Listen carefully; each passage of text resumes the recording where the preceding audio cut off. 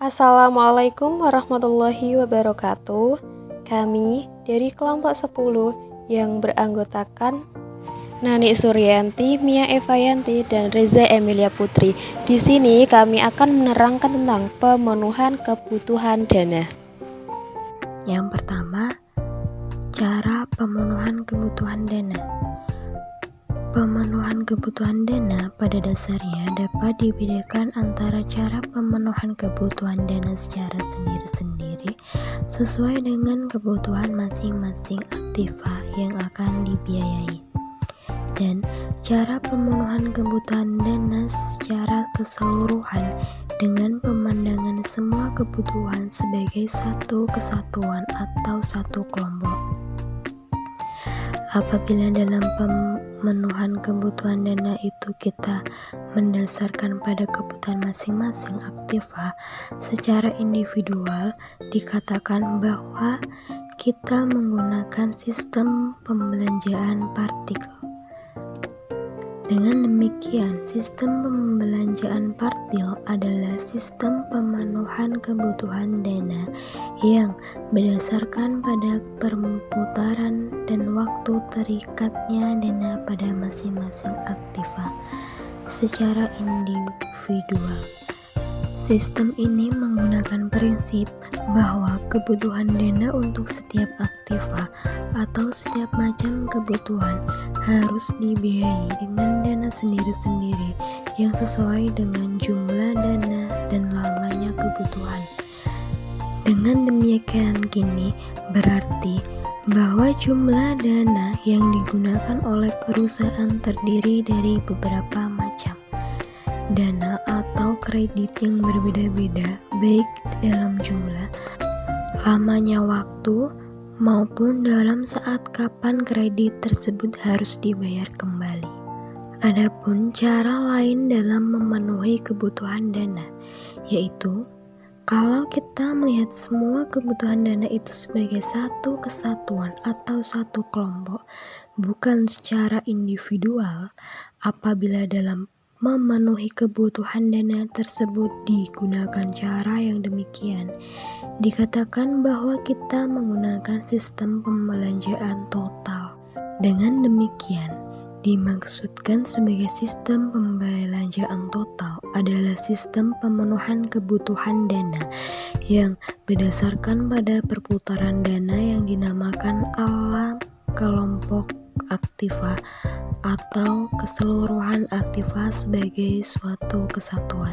Sebagai contoh, untuk membayar gaji perlu segera dipenuhi karena merupakan skala prioritas.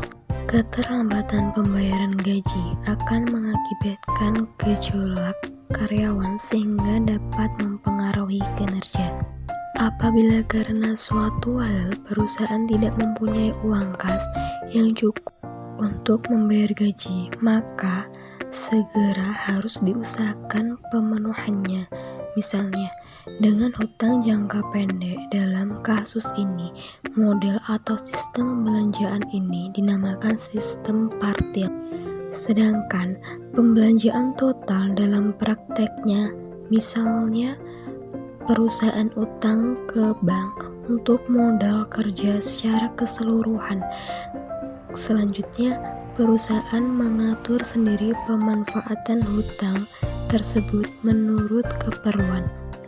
Pada kesimpulannya, keperluan dana merupakan suatu yang dinamik, sehingga perlu ada kajian alternatif pemenuhan. Selanjutnya akan dijelaskan oleh Nani Suryanti. Selanjutnya yaitu pemenuhan kebutuhan dana ditinjau dari sudut likuiditas dan rentabilitas. Pada waktu suatu perusahaan akan menarik dana, yang dibutuhkan haruslah diketahui lebih dahulu untuk berapa lama dana itu akan digunakan di dalam perusahaan. Ditinjau dari sudut likuiditas, penarikan dana yang dibutuhkan didasarkan kepada ketentuan bahwa dana yang dibutuhkan itu hendaknya ditarik untuk jangka waktu yang sesuai dengan jangka waktu penggunaan tersebut di dalam perusahaan. Dalam hubungan ini, kita mengenal adanya pedoman-pedoman pembelanjaan ditinjau dari sudut likuiditas yang ini berbeda menurut sistem pembelanjaan yang digunakannya. Maka, dalam hal ini dapat dikemukakan pedoman pembelanjaan sebagai berikut. Yang pertama, untuk aktiva lancar hendaknya dibiayai dengan kredit jangka pendek yang umumnya tidak lebih pendek daripada terikatnya dana dalam aktiva lancar. Yang kedua, untuk aktivitas tetap yang tidak berputar atau misalnya tanah. Pada prinsipnya dibiayai dengan modal sendiri karena untuk jenis aktiva ini tidak diadakan depresiasi. Yang ketiga, untuk aktiva tetap yang berputar secara berangsur-angsur atau gedung, mesin, kendaraan, dan sebagainya dapat dibiayai dengan kredit jangka panjang atau modal sendiri. Apabila kita menggunakan sistem pembelanjaan total, di mana kita memandang keseluruhan dana yang ditanamkan dalam perusahaan sebagai satu kompleks, maka pada dasarnya kita hanya membedakan adanya dua golongan kebutuhan modal, yaitu modal konstan dan modal variabel. Dalam hal ini dapat dikemukakan pembelanjaan ditinjau dari sudut likuiditas sebagai berikut. Pertama, kebutuhan dana yang permanen atau modal konstan pada prinsipnya harus dibiayai dengan modal sendiri atau kredit jangka panjang. Yang kedua, kebutuhan dana yang berubah-ubah jumlahnya di atas inti konstan atau modal variabel. Pada prinsipnya, biaya ini dibiayai dengan kredit jangka pendek. Dalam hubungan ini, J.L. Mitch mengemukakan rumus sebagai berikut. Jangka waktu krisis sama dengan 365 dikali P1 kurangi PC dibagi PK kurangi PC kali 1 hari. P1 adalah tingkat bunga dalam persen dan kredit jangka panjang. PC sama dengan tingkat bunga kalau kita menyimpan uang di bank. PK sama dengan tingkat bunga dan kredit jangka pendek.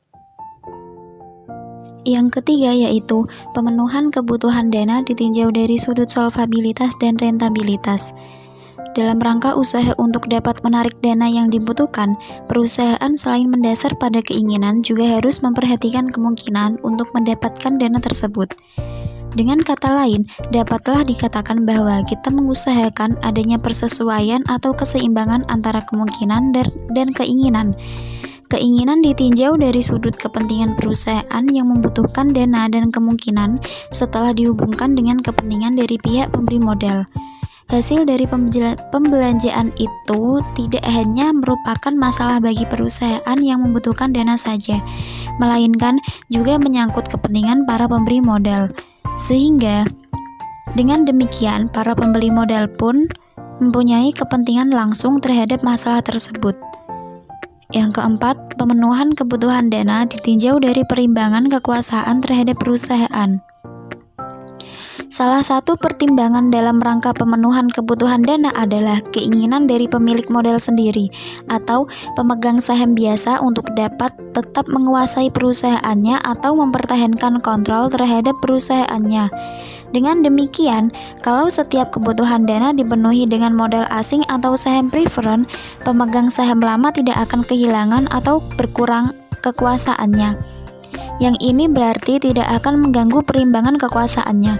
Tetapi apabila kebutuhan dana dipenuhi dengan pengeluaran atau emisi saham biasa baru, hal ini akan berpengaruh terhadap perimbangan kekuasaan pemegang saham lama terhadap perusahaan.